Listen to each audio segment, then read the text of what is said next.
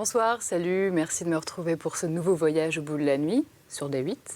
Alors ce soir, on va reprendre la lecture de Proust du côté de chez Swann, vous vous en souvenez certainement.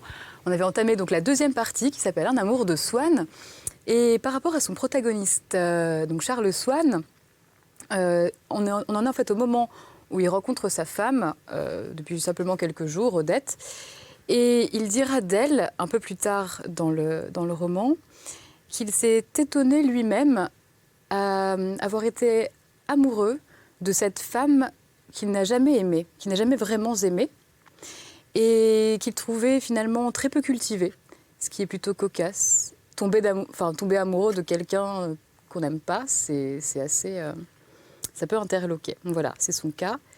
Et on en est au moment encore de la rencontre. Ce sont les prémices de la relation. Avant de continuer cette lecture, je vous rappelle que si vous souhaitez réagir sur les réseaux sociaux, c'est toujours pareil, c'est toujours la même chose. Hashtag VBN, Facebook, Twitter, comme cela vous chante. On reprend tout de suite donc, cette lecture de Proust. Donc, deuxième partie, Un amour de Swann.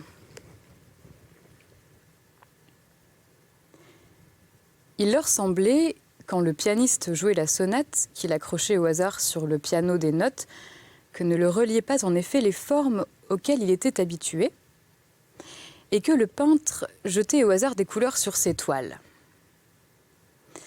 Quand, dans celle-ci, il pouvait reconnaître une forme, il la trouvait alourdie et vulgarisée, c'est-à-dire dépourvue de l'élégance de l'école de peinture à travers laquelle il voyait dans la rue même les êtres vivants.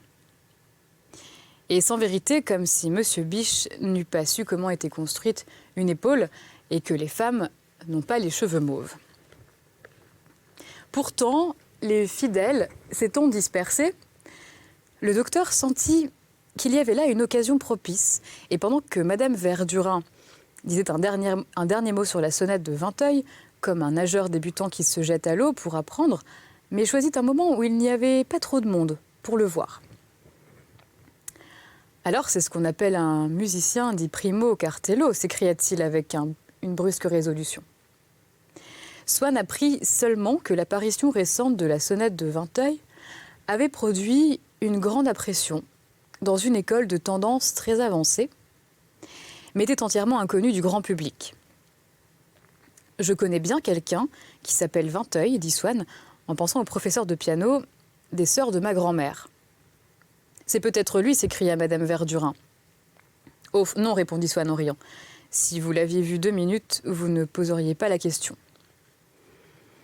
« Alors, poser la question, c'est la résoudre, dit le docteur. »« Mais ce pourrait être un parent, reprit Swann. Cela serait assez triste. Mais enfin, un homme de génie peut être le cousin d'une vieille bête. Si cela était, j'avoue qu'il n'y a pas de supplice que je ne m'imposerais pour que la vieille bête me présentât à l'auteur de la sonate. D'abord, le supplice de fréquenter la vieille bête, qui doit être affreux. » Le peintre savait que Vinteuil était à ce moment très malade et que le docteur Potain craignait de ne pouvoir le sauver.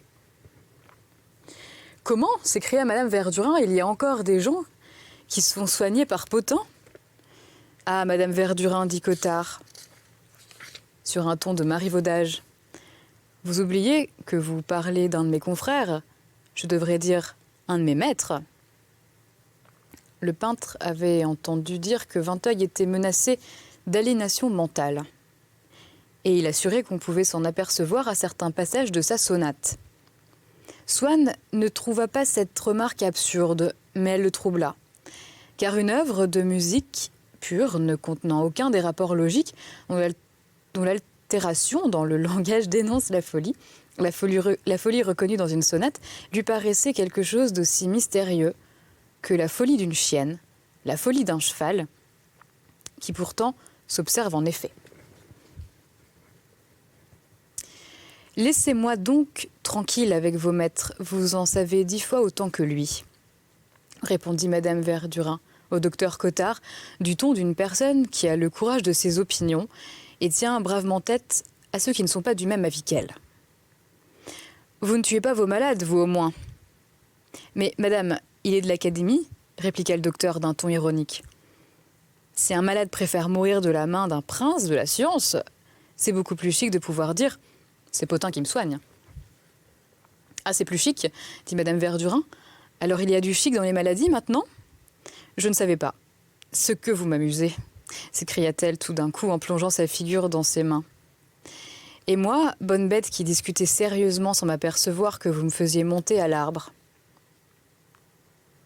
Quant à Monsieur Verdurin, trouvant que c'était un peu fatigant de se mettre à rire pour si peu, il se contenta de tirer une bouffée de sa pipe en songeant avec tristesse qu'il ne pouvait plus rattraper sa femme sur le terrain de l'amabilité. « Vous savez que votre ami nous plaît beaucoup », dit Madame Verdurin à Odette au moment où celle-ci lui fêtait le bonsoir.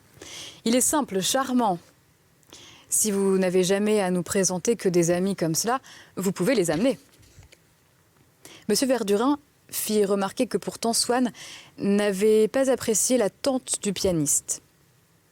« Il s'est senti un peu dépaysé, cet homme, répondit Madame Verdurin. Tu ne voudrais pas pourtant que la première fois, il ait déjà le ton de la maison, comme Cottard, qui fait partie de notre petit clan depuis plusieurs années. La première fois ne compte pas. C'était utile pour La première fois ne compte pas. C'était utile pour prendre langue. Odette, il est convenu qu'il viendra nous retrouver demain au Châtelet. Si vous alliez le prendre. Mais non, il ne veut pas. Ah, enfin, comme vous voudrez, pourvu qu'il n'aille pas lâcher au dernier moment. À la grande surprise de Madame Verdurin, il ne lâcha jamais. Il allait les rejoindre n'importe où, quelquefois dans les restaurants de banlieue, où on allait peu encore car ce n'était pas la saison, plus souvent au théâtre que Madame Verdurin aimait beaucoup. Et comme un jour chez elle, elle dit devant lui que pour les soirées de première, de gala, un coup de fil leur eût été fort utile, que cela les avait beaucoup gênés de ne pas en avoir le jour de l'enterrement de Gambetta, Swann, qui ne parlait jamais de ses relations brillantes, mais seulement de celles mal cotées qu'il eût jugées peu délicates de cacher, et au nombre desquelles il avait pris dans le faubourg Saint-Germain l'habitude de ranger les relations avec le monde officiel, répondit « Je vous promets de m'en occuper. Vous l'aurez à temps pour la reprise. Je déjeune justement demain avec le préfet de police à l'Élysée. » « Comment ça, à l'Élysée » cria le docteur Cottard, d'une voix tonnante. « Oui, chez Monsieur Grévy, » répondit Swann, un peu gêné de l'effet que sa phrase avait produit. Et le peintre dit au docteur en manière de plaisanterie « Ça vous prend souvent ?» Généralement, une fois l'explication donnée, Cottard disait « Ah, bon, ça va bien » et ne montrait plus trace d'émotion. Mais cette fois-ci, les derniers mots de Swann, au lieu de lui procurer l'apaisement habituel, portèrent au comble son étonnement qu'un homme avec qui il dînait, qui n'avait ni fonctions officielles ni illustration, d'aucune sorte, fraya avec le chef de l'État. « Comment ça, Monsieur Grévy ? Vous connaissez Monsieur Grévy ?» dit-il à Swann de l'air stupide et incrédule d'un municipal à qui un inconnu demande à voir le président de la République et qui, comprenant par ces mots à qui il a affaire. Comme lisent les journaux, assure au pauvre dément qu'il va être reçu à l'instant et le dirige sur l'infirmerie spéciale du dépôt. Je le connais un peu, nous avons des amis communs. Il n'osa pas dire que c'était le prince de Galles. Du reste, il invite très facilement et je vous assure que ses déjeuners n'ont rien d'amusant. Ils sont d'ailleurs très simples. On n'est jamais plus de 8 à table, répondit Swann, qui tâchait d'effacer ce qui semblait avoir de trop éclatant aux yeux de son interlocuteur des relations avec le président de la République. Aussitôt, Cottard, s'en rapportant aux paroles de Swann, adopta cette opinion au sujet de la valeur d'une invitation chez M. Grévy, qui c'était chose fort peu recherchée et qui courait les rues. Dès lors, il ne s'étonna plus que Swann, aussi bien qu'un autre, fréquentât l'Élysée, et même il le plaignit un peu d'aller à des déjeuners que l'invité avouait lui-même être ennuyeux. « Ah, bien, ça va bien, » dit-il sur le ton d'un douanier méfiant tout à l'heure, mais qui, après vos explications, vous donne son visa et vous laisse passer sans ouvrir vos malles. « Ah, je crois qu'ils ne doivent pas être amusants, ces déjeuners. Vous avez de la vertu d'y aller. » dit Madame Verdurin, à qui le président de la République apparaissait comme un ennuyeux particulièrement redoutable parce qu'il disposait de moyens de séduction et de contraintes qui, employés à l'égard des fidèles, eussent été capables de les faire lâcher. Il paraît qu'il est sourd comme un pot et qu'il mange avec ses doigts. En effet, alors cela ne doit pas beaucoup vous amuser d'y aller, dit le docteur avec une nuance de commisération, et se rappelant le chiffre de 8 convives. Sont-ce des déjeuners intimes ? Demanda-t-il vivement avec un zèle de linguiste, plus encore qu'une curiosité de badaud. Mais le prestige qu'avait à ses yeux le président de la République finit pourtant par triompher, et de l'humilité de Swann et de la malveillance de Madame Verdurin. Et à chaque dîner, Cottard demandait avec intérêt « Verrons-nous ce soir, Monsieur Swann ? Il a des relations personnelles avec Monsieur Grévy ? C'est bien ce qu'on appelle un gentleman. Il alla même jusqu'à lui offrir une carte d'invitation pour l'exposition dentaire. Vous serez admis avec des personnes qui seront avec vous, mais on ne laisse pas entrer les chiens. Vous comprenez, je vous dis cela parce que j'ai eu des amis qui ne le savaient pas et qui s'en sont mordus les doigts. Quant à Monsieur Verdurin, il remarqua le mauvais effet qu'ont produit sur sa femme cette découverte que Swann avait des amitiés puissantes dont il n'avait jamais parlé. Si l'on n'avait pas arrangé une partie au dehors, c'est chez les Verdurin que Swann retrouvait le petit noyau. Mais il ne venait que le soir et n'acceptait presque jamais à dîner, malgré les instances d'Odette. « Je pourrais même dîner seule avec vous, si vous aimiez mieux cela, lui disait-elle. Et Madame Verdurin, oh, ce serait bien simple. Je n'aurais qu'à dire que ma robe n'a pas été prête, que mon cab est venu en retard. Il y a toujours moyen de s'arranger.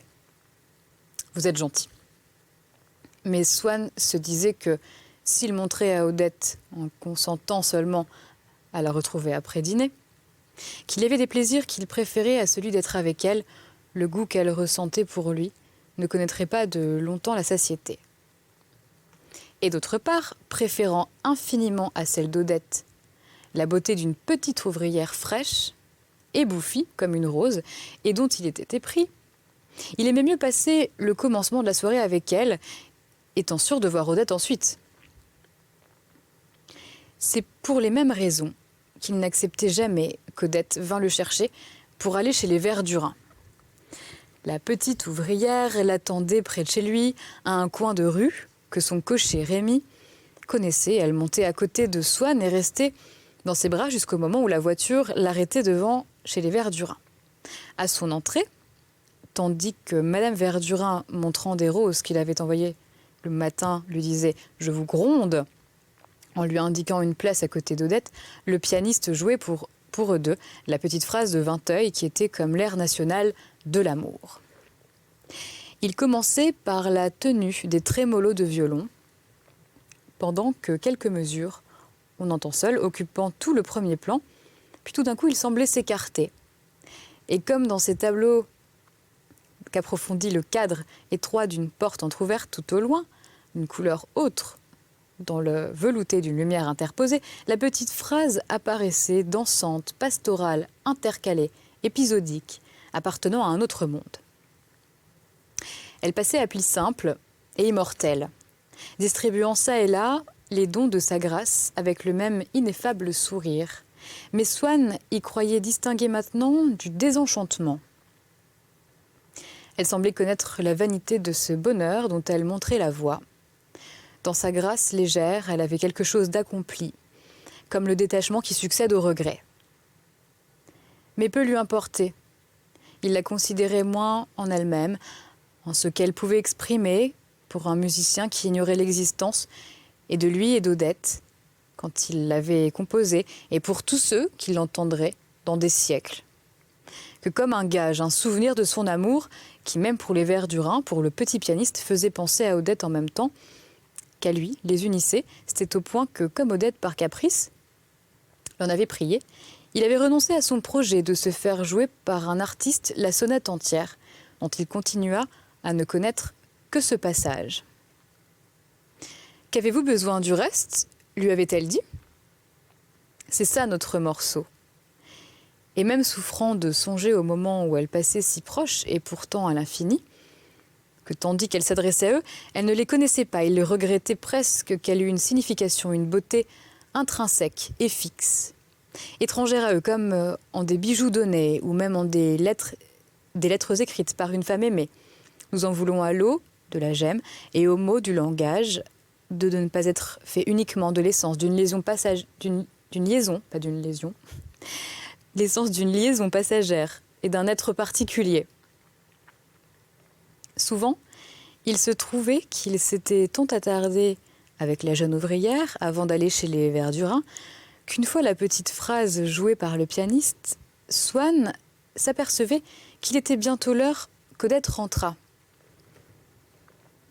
Il la reconduisait jusqu'à la porte de son petit hôtel, rue de la Pérouse, derrière l'Arc de Triomphe.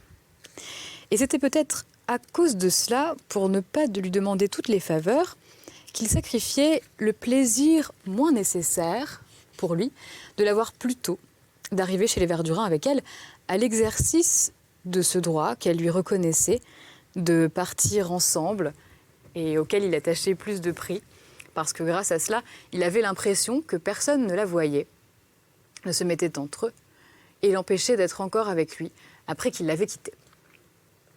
Ainsi revenait-elle dans la voiture de Swann un soir, comme elle venait d'en descendre et qu'il lui disait à demain. Elle cueillit précipitamment dans le petit jardin qui précédait la maison un dernier chrysanthème. C'est pas de très bon augure. Il lui donna avant qu'il fût reparti. Il le tint serré contre sa bouche pendant le retour, et quand au bout de quelques tours la fleur fut fanée, il l'enferma précieusement dans son secrétaire. Mais il n'entrait jamais chez elle. 2 fois seulement dans l'après-midi, il était allé participer à cette opération capitale pour elle, prendre le thé. L'isolement et le vide de ces courtes rues, faites presque toutes de petits hôtels contigus, dont tout à coup venaient rompre la monotonie quelques sinistres échoppes, témoignages historiques et restes sordides du temps où ces quartiers étaient encore mal famés, la neige qui était restée dans le jardin et aux arbres, le négligé de la saison, le voisinage de la nature donnait quelque chose de plus mystérieux à la chaleur, aux fleurs qu'il avait trouvées en entrant. Laissant à gauche au rez-de-chaussée surélevé la chambre à coucher d'Odette, qui donnait derrière sur une petite rue parallèle, un escalier droit, entre des murs peints de couleurs sombres, et d'où tombaient des étoffes orientales, des fils de chapelet turc et une grande lanterne japonaise, suspendue à une cordelette de soie, mais qui, pour ne pas priver les visiteurs des derniers conforts de la civilisation occidentale, s'éclairait au gaz. Montait au salon et au petit salon. Ils étaient précédés d'un étroit vestibule dont le mur quadrillé d'un treillage de jardin, mais doré, était bordé dans toute sa longueur d'une caisse rectangulaire où fleurissait, comme dans une serre, une rangée de ces gros chrysanthèmes, encore rares à cette époque, mais bien éloignés cependant de ceux que les horticulteurs réussirent plus tard à obtenir. Swann était agacé par la mode qui, depuis l'année dernière, se portait sur eux. Mais il avait eu plaisir cette fois à voir la pénombre de la pièce zébrée de rose, d'oranger et de blanc par les rayons odorants de cet astre éphémère qui s'allume dans les jours gris. Odette l'avait reçu en robe de chambre, de soie rose, le cou et les bras nus. Elle avait fait asseoir près d'elle, dans un des nombreux retraits mystérieux qui étaient ménagés dans les enfoncements du salon, protégés par d'immenses palmiers, contenus dans des cache-pots de Chine, ou par des paravents auxquels étaient fixées des photographies, des nœuds de ruban et des éventails. Voilà, je m'arrête ici pour ce soir. On en saura un petit peu plus la prochaine fois sur la rencontre entre Odette et Monsieur Swann. Je vous rappelle que si vous souhaitez réagir sur l'émission, ça ne change toujours pas, c'est le hashtag VBN sur les réseaux sociaux, Facebook, Twitter, comme vous voulez. Moi, je vous dis à très bientôt. Et si vous ne trouvez toujours pas le sommeil, je vous invite à aller voir toutes les lectures en replay sur le site de D8. Allez, à bientôt. Bonne nuit.